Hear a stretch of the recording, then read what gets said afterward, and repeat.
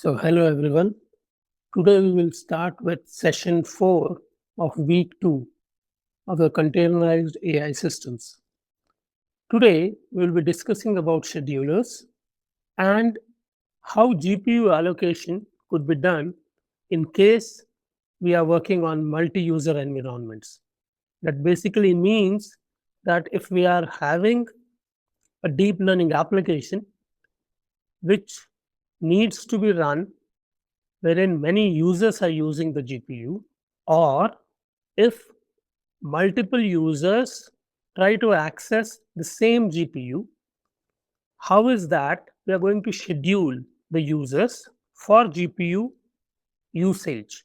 That basically means how we are going to allocate GPUs for a lot of users who are using it. So, this session would ultimately help us to understand why ad hoc GPU sharing will collapse after a set of users. Why sometimes, if we don't effectively use ways of allocation very efficiently, that's going to be a disaster for our utilization of the GPU time. How are we going to compare two ways of allocating GPUs or two methods of GPU scheduling? Whereas one came from the HPC domain, which is Slurm, and the Kubernetes, which basically was an effect of deep learning applications which needs to be managed. Then there is this new concept of fractional GPU mechanism, which basically talks of how GPUs could be basically divided among users. There are various methods of doing that. We'll try to understand those methods, which are time slicing, MPS, or MIG. All of these will be introducing you to these things, basically because of the constraint on the time which we have for completing this course. And then we're trying to understand how MIG partitions could be detected. Of course, since I'm using a laptop with a GPU, which you also would have, we'll see how that particular partition option behaves in the laptop. But these are certain things which are basically used at the data center GPUs like A100, H100, V100, so on and so forth. So let me see in some of the other sessions when we work on a high-end data center GPU, how can we actually see these things? For the time being, we'll show you those commands and we will also show you what are the results which you get on your laptops. And how are we going to measure the GPU utilization and basically spot the waste patterns, or how is that we'll try to understand that is where our GPUs are not getting utilized. So there is some hands-on session which will work on this particular topic. So to start with, let's try to understand why the schedulers exist, right? By this time, you would already know that if there are 8 GPUs and there are 30 people who want to utilize the GPUs, how is that we are going to allocate people with the GPU power? Okay. So this is a multi-user problem, classic multi-user problem. So without a scheduler, what are we going to do? Like, right? It's ad hoc type of a mechanism wherein people would basically have SSH access, all the 30 people. And then you have a spreadsheet and then try to understand that, okay, if this particular GPU number 3 is going to basically be used by anyone or anyone who is using, right, on the chat, then you try to understand, then try to see if nobody is using, you try using it, and if there is a mismatch in the time in which the reply comes, you have collisions, and then you have to kill other people's job. So there are basically times wherein you feel that that particular GPU is being used by somebody and nobody is using it, so it's idle GPU at night and zero accounting, no accountability. And that is all basically because there is no specific scheduling thing being used, or there's no scheduler being used. With the scheduler, basically what happens, job is going to declare the need, right? How much GPU time it requires, what's the memory it requires, for how much time it requires. And then the scheduler basically has the queue, right?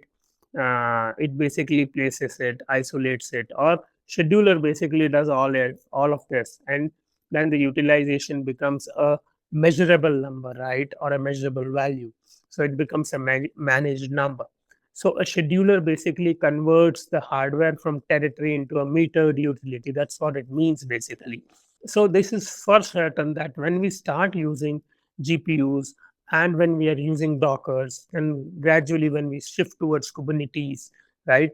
Majority of the things are to be done by the system admin, but since we all are developing our skills working on these type of systems now, we should understand like how is that even the person who is managing these systems, okay, is going to manage it. So we should understand the pain points of the person who is going to manage them. Okay, so that is the reason why this is a very very brief introduction to a lot of things which system admin does, but this is very very important thing for people who actually have to develop overall, right, approach to working on deep learning algorithms. Okay, so now from the scheduling aspect or from the scheduler taxonomy, there are two families, as I told you, right? There is something called as Slurm and there is something called as Kubernetes. Now, Slurm basically comes from the HPC background, it has a HPC lineage. And Kubernetes basically because of the way in which the cloud started developing, right? And then these deep learning applications, which are very, very cloud intensive applications, okay? And people started using lot of these online GPUs, right? Maybe using Colab or Kaggle GPUs or so on and so forth. A lot of GPUs being given by these companies, right? So then it became a cloud lineage. So the basic idea is that these two families have their own advantages and disadvantages. Let us try to understand each of them in brief, right?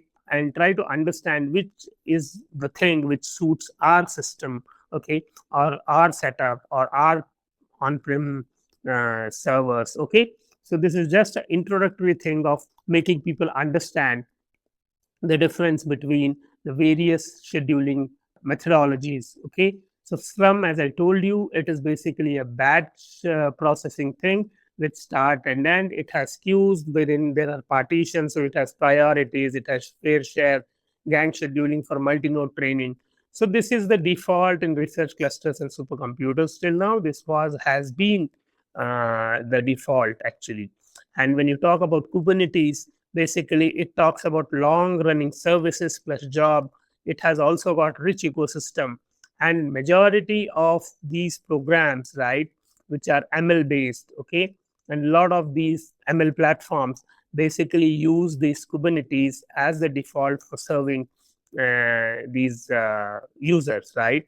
So many organizations generally run both because Slurm is used for the training part of it and Kubernetes from the servicing point of it, or Kubernetes with batch adds on doing double duty. That basically means that Slurm is used to basically do the training part of your whole program, whereas Kubernetes is used for when you're trying to serve the users, okay, or when you're trying to give the inferencing portion to the users, right? So that is where Kubernetes is going to play a very, very important role. So this is how basically the scheduling works. Now let's try to understand in a bit of this thing. Whereas you're talking of Slurm, and how is that the Slurm hands out the GPU. So let us say there is a user who asks for the resource. So I just will talk about things wherein if there is a user who asks for the resource and the scheduler has to find it, how is it going to happen, right? So there is this thing like srun minus minus gres equal to GPU, and then there is this requirement, right? And then you have to have this much amount of memory required, so on and so forth. And then you have this batch script which tells about this. So let us try to understand that you are working on Blackwell 200 series of GPUs. Okay, and then there are 4 GPUs which are there on one node. Okay, so you will have to basically use what type of queue you are using and what is the wall clock limit, right, the time. And then you have basically trying to understand this. So as to who is the user, how is the queue, and trying to understand like how much time you really want to wait, so on and so forth. The basic idea here is the Slurm, okay, sets the Kura visible devices. So each job sees only its granted GPUs. So the basic idea here is that when we want to actually schedule our job to the GPU, right, we will be able to see, okay, the GPUs which are only granted to us. Okay, that is very, very important. Time limits plus fair share policies are what keep one team from squatting the cluster. So this basically means that these are the ways by which, right, you ask for the resource, the scheduler finds for you, and then you have your own constraints which you give. And based on that, the scheduler is going to allocate you certain jobs. And when you want to actually see, all right, how your job is going on, you are only able to see portion which is allocated to you, right? So the basic idea here is I'm trying to link something which we will be going to do in week 3. This is basically on Kubernetes. So we will just try to understand, right, that how is that we are going to link the GPUs with Kubernetes. I told you in brief about the Slurm part of it, right? So here we will be using something called as pod, okay, and this is a YAML file, but we will try to understand that there also we will have certain things like resources, and we will try to understand what are the limits, how many CPUs we can use, how many memory is allocated to us, and which is the GPU which we are going to use, right? Or how many GPUs we are going to use? Are we allowed for whole GPUs or whatever, whatnot, right? So the basic idea here is the NVIDIA device plugin or the GPU operator advises GPUs as schedulable resources. A scheduler places pods only on nodes with free GPUs. The runtime wires them in. So that basically means we will try to understand the relationship between Docker, okay, the session one's toolkit, the NVIDIA toolkit, and we have this device plugin also, right? So GPU are requested as whole units by default. Fractionalization is an add-on, which basically means you request for one GPU. I cannot request for half GPU. I cannot request for a quarter GPU, right? So I will request for one GPU. But when I request for that GPU, basically, right, there is option of the administrator, right, fractionalizing that particular GPU to people, okay, and it will also mean that certain fraction of the whole GPU is allocated to me, right? This is basically to utilize the idle portion of the GPU, okay. Even though you are utilizing the whole GPU, every time you need not, or it's not certain that you will be using all the threads as a warps, as I told you, right? So some of the portion could be allocated to somebody else. So that is what is basically done when you talk about fractionalization, okay. So this is what it basically means. So pods are small units, right, which talk about the portion of the program which you need to execute, right? And they will be treated as certain sections as pods, which are basically to be allocated, okay, on the nodes with free GPU. So this is how basically we are trying to go into the detail in week 3, okay, about Kubernetes. So now, how is that Kubernetes is going to see a GPU? Okay, so the device plugin. So there is this daemon set pod that runs on every GPU node. It queries NVIDIA SMI, registers each GPU as an allocatable resource, and exposes them to the kubelet. So now, this is just for information, right? But in the detail, we'll go when we go into the next week of a course. But for the time being, please remember this, that there are 2 ways of allocation of the GPUs Okay, and this is basically a mechanism to schedule your workload on the GPUs. And here there is this Kubernetes thing which talks about trying to expose the allocatable GPU thing, right, as a resource, and that has to be exposed to the user, okay, or to my program, okay, in a framework of Kubernetes. And that basic thing which talks about the thing is called as a kubelet, right? And then there is this allocation flow. So that basically means my scheduler is going to select one node, kubelet calls the device plugin, okay, and then the container runtime wires them into that particular portion of the GPU using the device plugin, which kubelet calls, right? So this basically means that my kube control, right? There is something called as kube control, kubectl, which we'll see what it means. So it is going to get the information about the nodes, okay, basically about the device plugin advertisement. So device plugin actually has advertised that these GPUs are free, and this is what basically is the capacity. So we will try to select those GPUs. So GPU operator basically installs a driver plugin. Okay. So this is a way of trying to install the driver plugin plus DCGM, sorry. So it is Helm, which basically we use. Not going into the details again, but these are ways by which you are going to have this synchronization between the GPUs, the drivers, the plugins, and the scheduler, right? So then there is this concept of MIG, which basically I told you that these are the slices which are working as separate resources. Okay, so there is this MIG minus 2G.4.5 GB and then MIG 3G.90 GB. So this basically means now kubelet is going to describe non-node GPU as something as slices. So this basically means that the node GPU as node 1, and then there are these what I call it as not directly full nodes, but I call it as non-nodes, and those non-nodes are basically the portions of that whole full node which are fractionalized. Okay, so we'll see all of them when we discuss the data center GPUs, not the exact GPUs which we work on. So this is just for information basically.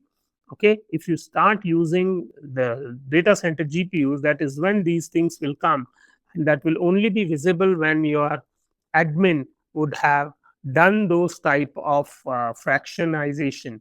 Okay, so let's go into a bit of details of how requests, limits, and QoS are linked, right? So basically, as I told you, that we will have certain things called as pods, and we as a pod we would be having an application running on that pod, let us say. Okay, so the request is that what is that minimum thing which my pod requires. Okay, so the request is that I require GPU 2, or I require 2 GPUs, okay, or I require this much amount of memory with this much amount of CPU.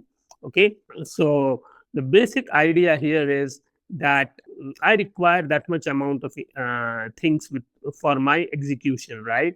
And scheduler generally uses this to find a node that can fit that specific pod, right? Because I have requested for, let us say, this much amount of GPUs, or this much number of GPUs with this much amount of memory with this much amount of CPU allocation for my application. So for GPUs, request must equal the limits. No partial GPU by default, as I told you, right? If I have a limit that I can only be accessible to use 2 GPUs, right, or 1 GPU, then I should only give that request, right? If I have got access capability to request only 1 GPU, or for that matter, if I request something which is over my limit, it's not going to happen, because my application would require that much amount of GPU which is above my limit. But how is then it's going to run? So the basic idea is whatever is the request and my limit should match. Okay, so the maximum the pod may use is the limit. So containers exceeding CPU limits are throttled. The basic idea here is that exceeding memory limits, okay, are always straight away killed. GPU limit is equal to GPU request always. Please understand this. You have your limit. The admin would have given you those limits. So please utilize your resources within those limits, right? Otherwise, it will be throttled and it basically is not going to give you any benefit, right? So how is that QoS basically maintained, right? And that basically happens when it is purely request, which is within your limit, right? So it is always best for GPU pods, I have written here, but it's best for all situations. Your QoS classes is defined as a standard something, okay, and you will be guaranteed of that class of service. So it's always better that your request is within your limits, okay. So that is what it is. So GPU pods will always be guaranteed if your request is equal to the limit which is allocated to you, okay. Now from the admin point of view, when a whole GPU is too much for a specific user, there are mechanisms by which we can allocate fractional GPUs to them. Okay, and these fractional GPUs basically means that you are logically right splitting the whole GPU into certain small fractional portions, right? And that basically means there are mechanisms which will help us to split the whole GPU into certain sections which can be used by more number of people, right? So time slicing, we all understand, right? In case of multi-programming, okay, in case of certain queuing methodologies, or when we are talking of preemption of tasks, okay, in CPUs, okay. So these are all ways by which time slicing we have been accustomed to, right? So here the context is going to take turn, no memory isolation. One tenant can OM another. That basically means you can actually pre-emit a task, okay, after the time gets over, and certain other person takes hold of the GPU. There is that's called as time slicing. MPS basically means kernels from several processes run concurrently, sharing streaming multiprocessors. It has got better utilization, okay, and it has got soft isolation. That basically means, okay, isolation strength is very less in case of time slicing, whereas MPS has got a balanced way of doing this particular what context switching rather, okay. And then MIG is basically concept of hardware partition. For example, the Blackwell series now has got up to 7 instances, right, each with dedicated memory and streaming multiprocessors. So it's a real isolation. Partition size are fixed menus. So here we're not going to do some hands-on and Blackwell series of GPUs, but this is just to explain that the latest Blackwell series of GPUs have got this facility for hardware partitioning, which is MIG partitioning, right?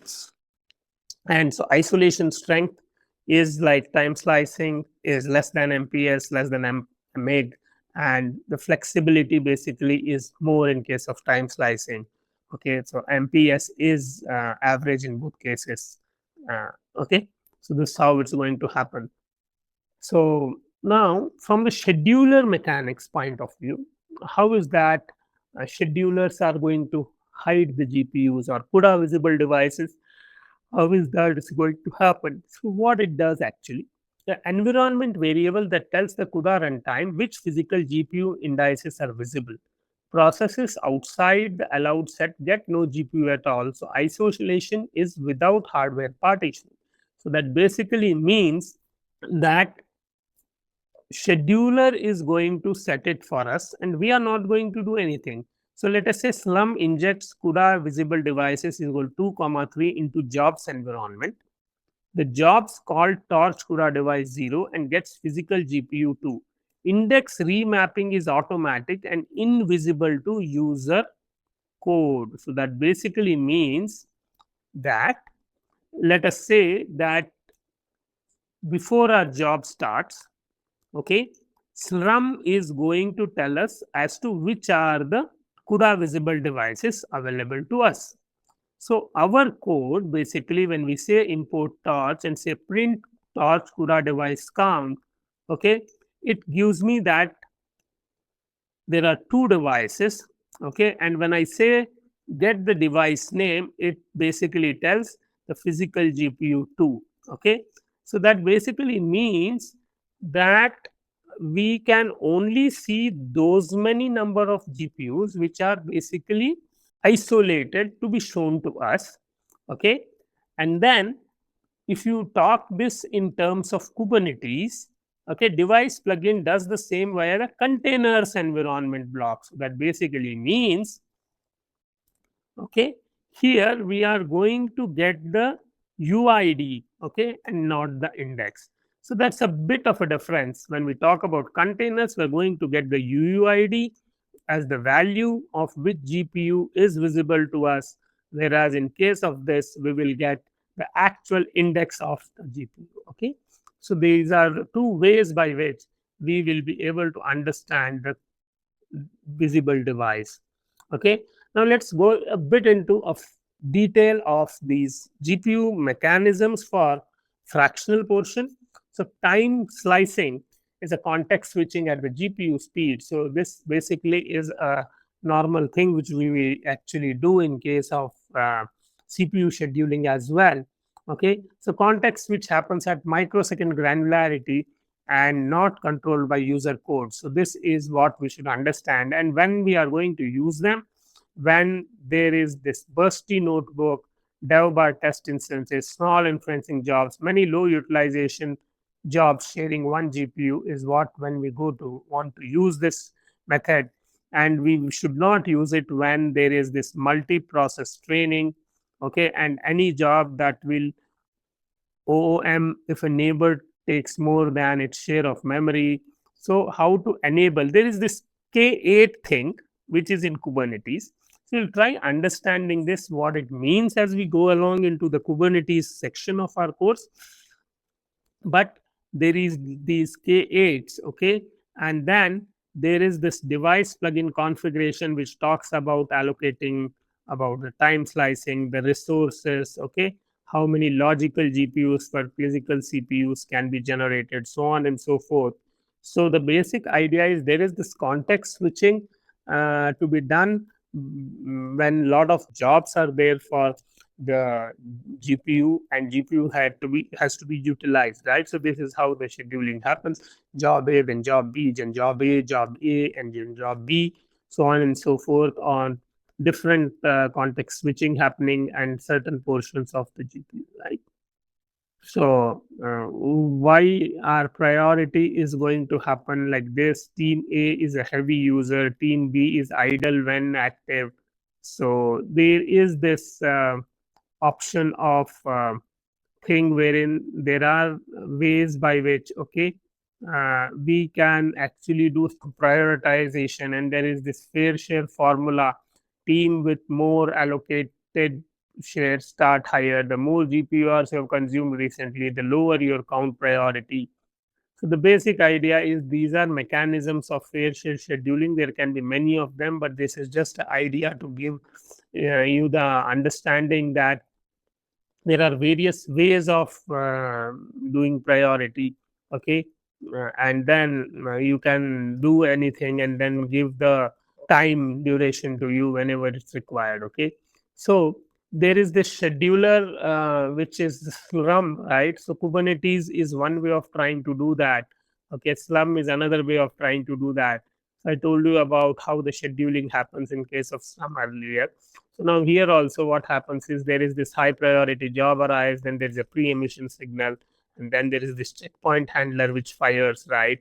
And then their job requeues. So what effectively happens is a job with higher priority needs a GPU, wherein our job is basically currently being used. So some send us sig term, okay? So sig kill this thing, and your code basically talks of senses that signal, right? Saves the model weight plus optimizer state and the step number to the shared storage, and then Slurm automatically resubmits the job.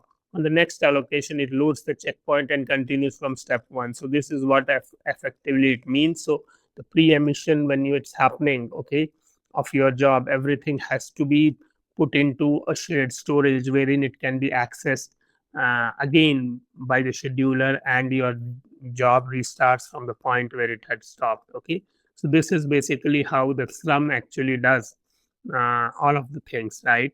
So there is this MPS which I told you. So MPS is multi-process service. It's a concurrent kernel service. So the basic idea over time slicing is that the multiple processors submit kernels simultaneously. The streaming multiprocessors can execute them concurrently. Throughput improvement, if you see in this case, is from 30 to 50%. Okay, for many small inference requests.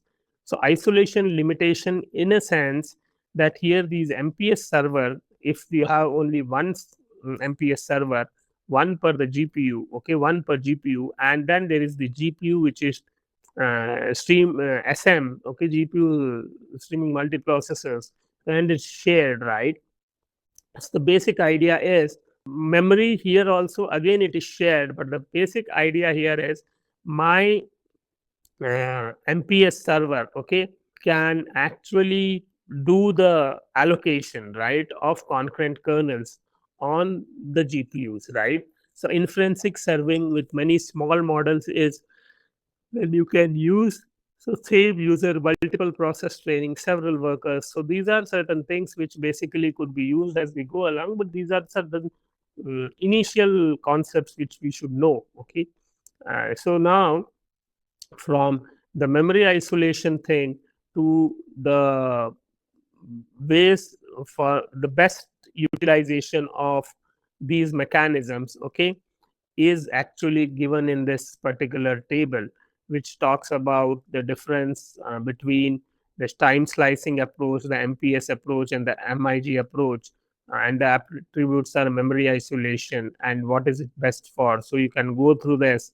okay, and try to basically understand these attributes as against the performance in all these three mechanisms, right?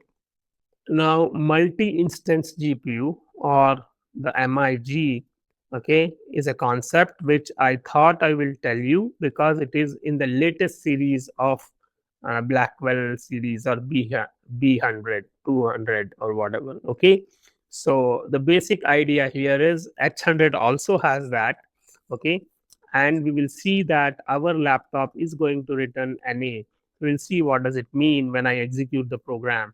So MIG is basically a way of hardware isolation, wherein you isolate your hardware itself section by section, okay, for the various instances by various users to be used. So the MIG basically partitions a single physical GPU into 7 isolated instances at the hardware level. So that basically means each of these instances will have dedicated SMs. It has a dedicated HBM, and it has got a dedicated L2 cache per slice. Okay, so this basically means that it's very, very important in a sense that when one team is actually trying to ask you for a resource, okay, this pre-emission or any of these type of emission based on the priority also is not going to affect this particular execution. Okay, so no other job can basically kill another job. So memory errors are also less because you are not doing the transfer of information and then again trying to get them back into the GPUs when the pre-emission happens, and then again you actually get the GPU time. Okay, so hardware isolation will give you the predictable SLAs. So it will achieve the service level agreements which you actually intend to offer to the user. Since we are talking about the data center GPUs here, Okay, so the basic idea here is whatever is our GPU, the physical thing, okay, we basically tell about the option of trying to give this particular portion, okay, to a team, let us say team A, and it is doing LLM training, and it requires huge amount of memory, so and a lot of slices. So here we tell that they are getting 3 SM slices, 90 GB of HBM, okay, and each of these slices actually has a UUID, okay, and containers and scheduler target it like a full GPU. So the basic idea here is, here team 2 and team C, okay, again have certain section of the GPU, okay, which is basically isolated from this particular section and this particular section in itself. So team B is also doing inferencing, team C is also doing inferencing, and it's trying to do some fine tuning thing basically, and they are using 45 GB. This is 45 GB, okay, and it basically is using 3 slices. It's using 2 slices here. Also, it's using 2 slices. So the basic idea is MIG requires Ampere A100 or newer. Consumer GPUs like GeForce RTX share SMs with no hardware memory barriers. So partitioning here is impossible, right? Because they are all small GPUs. So the concept here actually does not make too much of sense, but maybe gradually down the line, we might expect certain logical type of isolation which might come into these GPUs as well. Okay, so at present, this is what it means. And MIG slice looks like a smaller, fully isolated GPU to both the OS and the scheduler. So the goal is predictable, auditable, and multi-tenant GPU sharing, not possible with software-only approaches. So this is what it means, right? This is purely at a hardware isolation level, right? So when we talk about scheduling, right, we call it as a policy. It's just not a placement. Okay, basically means that we are talking of fairness, we are talking of queues, we are talking of priorities, and we are talking of quotas. So here the basic idea is the queues by partition segment hardware by purpose, interactive versus batch versus preemptible, what type of policy we need to keep in place, right? Fair share, heavy recent users, sync in priority, idle teams float up, so usage self balances. So there are these ways of trying to implement fairness. You can have queue, you can have partition segment, you can have interactivity versus batch versus preemptible. And as we saw one of the examples, the fair share thing, the heavy recent users basically start to be indicative of the priority which syncs for them, as well as the idle team basically gets more priority. These are certain self balances thing. Then pre-emission, lower priority job basically are pre-emitted for higher priority ones, okay. And then the quota also could make a lot of teams, right, work on concurrent GPUs. And then there are certain ways by which you can actually do a backfilling type of approach, wherein certain smaller job slots, okay, could be actually embedded into the scheduling gaps, okay, for when there are these time limits which are to be adhered to, right? So why is that very, very important? How is that GPU accounting and chargeback, which talks about how the usage is visible, okay. This is one of the very, very important things which lot of admins, lot of institutes, lot of organization basically which have got these data centers, huge number of GPUs, okay, are what to say, not correctly able to capture these informations. So this is a policy and governance issue basically. And why accounting matters, right? Without accounting, right, the GPU usage is purely invisible, right? Teams over allocate the resource requirement, jobs run overnight with 0% utilization, and the infrastructure team basically cannot justify as to why more hardware is required, right? So there are various ways of trying to do accounting. So one of the things is the Slurm thing, and one of the things is Kubernetes thing. So there are these accounting things wherein you can get the report, okay, per job of elapsed time, CPU time, okay, per user time, per account GPU was consumed, and then you can generate the team build. And in case of Kubernetes, there is this cube state metrics, okay, plus Prometheus. We will understand these things when we go to the third week, okay. So cube cost and so on and so forth in case of teams, okay, wherein monthly things could be actually what to say measured, right? So Slurm is like GPU hours used by each user, accountability and so on and so forth, number of users. And here in case of Kubernetes is basically the GPU hours per namespace. So there is this Prometheus query actually.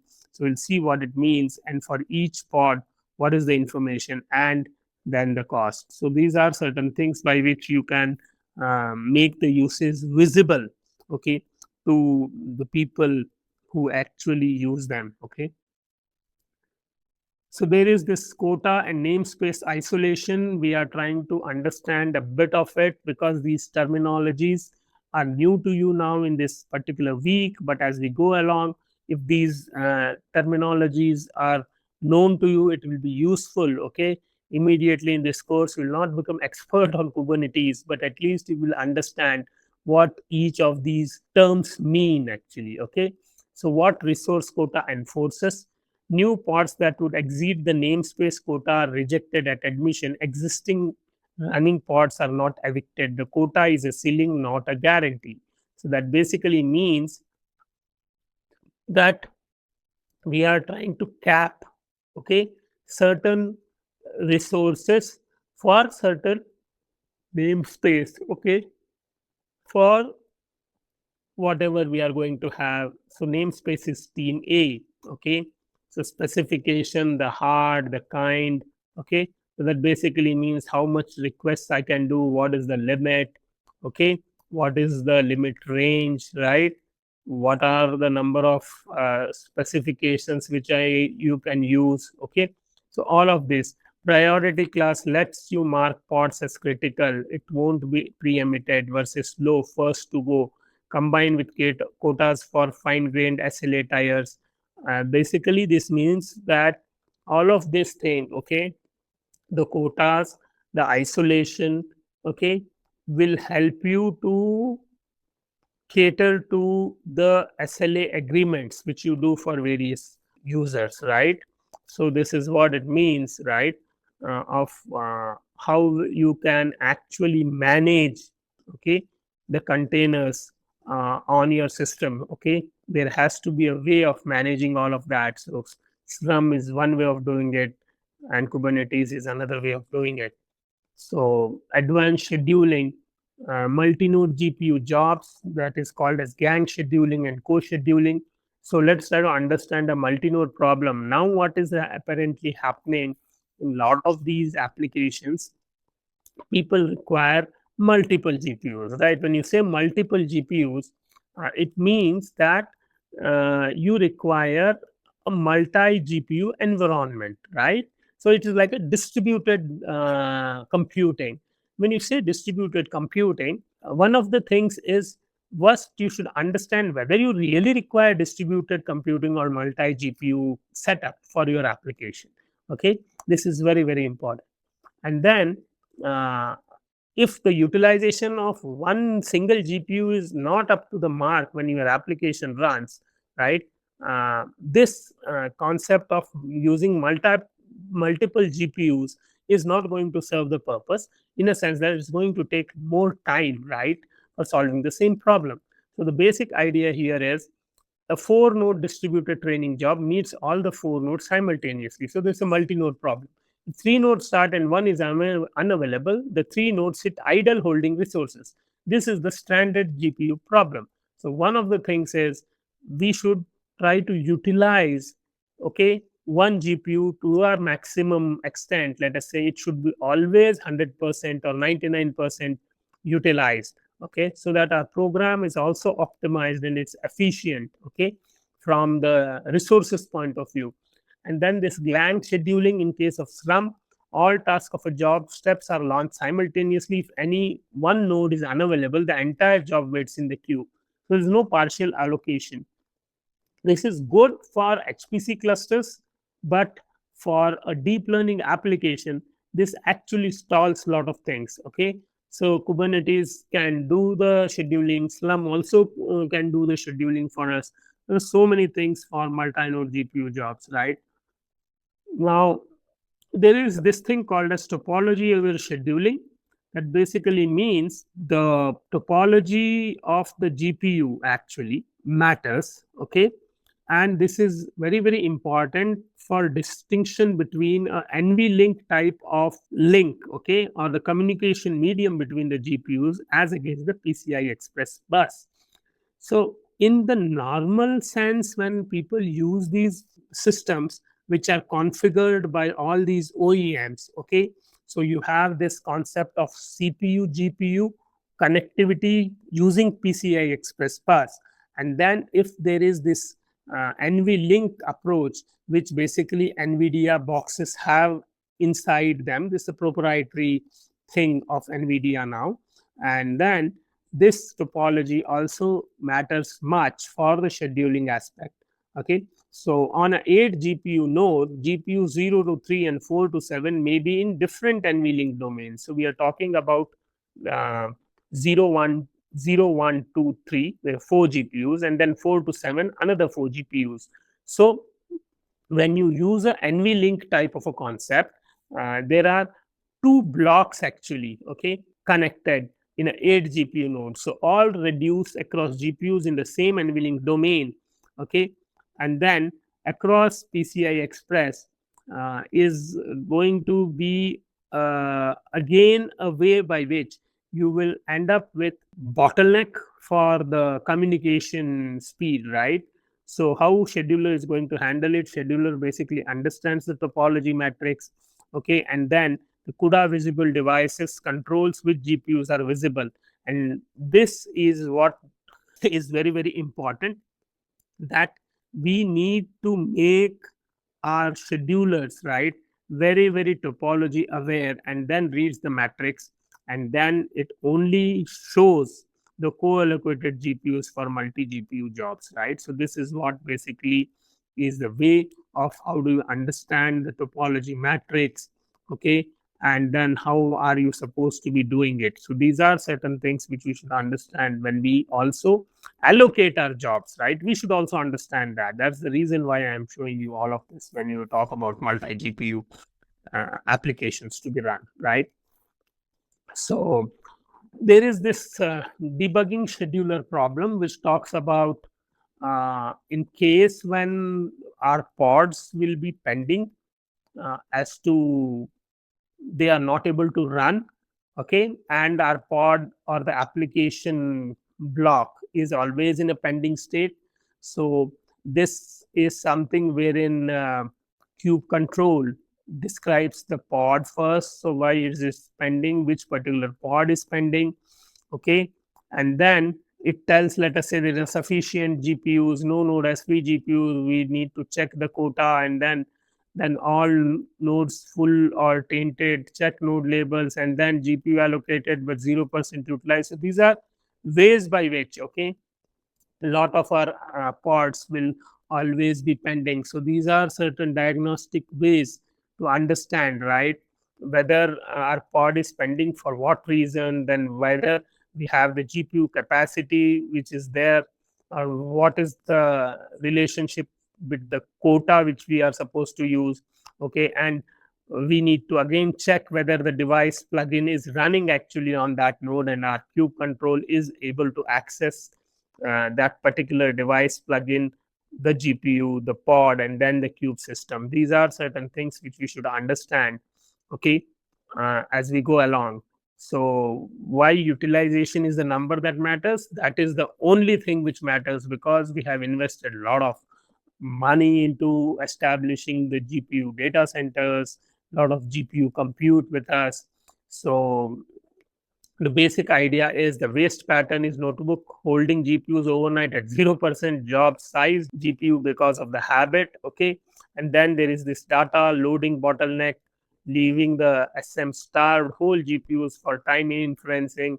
So the basic idea here is that a model 8 GPU node costs as much as several engineers' salaries per year, and ideal GPUs are most expensive idle thing you own. So that's what it means. So these are the very, very important things of trying to reduce the cost. And this is why a lot of data centers, people are consuming a lot of GPU time. Okay. And a lot of these companies are now feeling the pinch of exorbitant GPU costs. Okay. When all of these applications are being developed, which use a lot of LLMs and so on and so forth, right? So let us try to understand this using a lab. Okay, so this lab 2, but lab 1 also is there, which talks of trying to see how all of this works. Okay, so we'll see that, and then we'll try to recap the whole week, and then how is it going to bridge to week 3 is what we will try to see now. And the basic idea here is the session 1 we talked about the user space, the toolkit wires, okay, GPU, and then how it's run relates to in the runtime. The session 2 we talked about Jupyter, right, trying to understand the environment, how to make them deterministic. And then in session 3 we talked about GPU failures and how we need to actually rebuild and try to use commit type of stuff. In session 4 today, we are actually trying to see how schedulers are going to turn GPU into metered, right, measurable utilities. And the coming week 3, we are talking of Kubernetes for deployment, for services, for storage, device, plugin, request, and limit. So before we start week 3, let us end this session with a small hands-on, which will talk about. So let us start the demo for this session. We are running a busy underscore train program, which is a CNN with a small training loop, right? So this program is essentially a small CNN training loop that is actually going to saturate the GPU, right? And the idea here is to understand what happens when parallel data loaders, okay, are used to transfer or load the data into the GPU memory. Now, in this case, we are having two commands. One is without star flag, which is this, and then there is another which is with star. So the idea here is to understand that the GPU on which we are running this, when is that it gets saturated? Okay, so at present, if you check what GPU are we using, okay, we will use the same command which have been used to check as to what GPU we use. Okay, so it is NVIDIA minus SMI. If you see that, it shows that I am working with NVIDIA GPU, which is RTX 3050, and this is not a data center grade GPU, right? So here I also would like to test whether it's supporting MIG, okay, which are actually supported on data center GPUs like B200s, H100, A100, and so on and so forth. So the command there to check as to whether it supports MIG mode or not is this, okay, which is there in the readme file also. So this particular command tells us that here MIG mode is not applicable on this GPU, right? So I just wanted to show you because that is only available on data center GPUs. So for that, how do we check it? Okay, now we run this program without star. Okay, and once we run this program, it is basically training, and basically these epochs, as you see, okay, are continuing. The basic idea here is that I have not used star as a switch, okay, which actually was there in this, which I suppose got edited. Okay, so now this particular thing tells us that the shared memory which we are using of 2 GB is available, okay, for us. And sometimes what happens, it is not available because of other programs running in the background, so on and so forth. So you will get an error that that is not possible. So you will have to use this particular flag of star. Today it is not giving me error. Otherwise, sometimes for this program, the same program, I will have to use star. Okay, and this is basically because if you see the performance, okay, of how SM percentage is actually being used. Okay, so if you see here, SM percentage is 100 for the GPU which is being used now. Sometimes it goes down to 98, otherwise it's purely 100, sometimes 96. So sometimes what happens, it exceeds 100, so it cannot actually be using, okay, it cannot use, so it requires a lot of memory also. So then you will have to use star, and then if you can see, okay, that the GPU or SM percentage utilization, okay, is not 100%. So this is one thing which I wanted you to experiment with. Okay, and if I stop this and try to run it with the star flag, okay, which I will show you now, okay, you will see the behavior of the GPU immediately.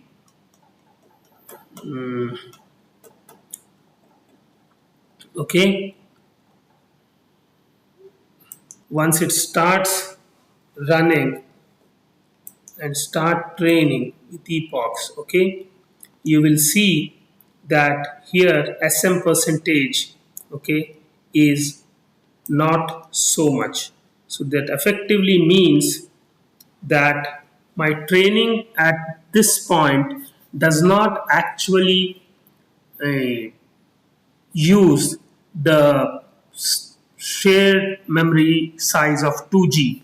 Okay, so let us wait for 2-3 minutes, and then if you see this, okay, see the percentage here now,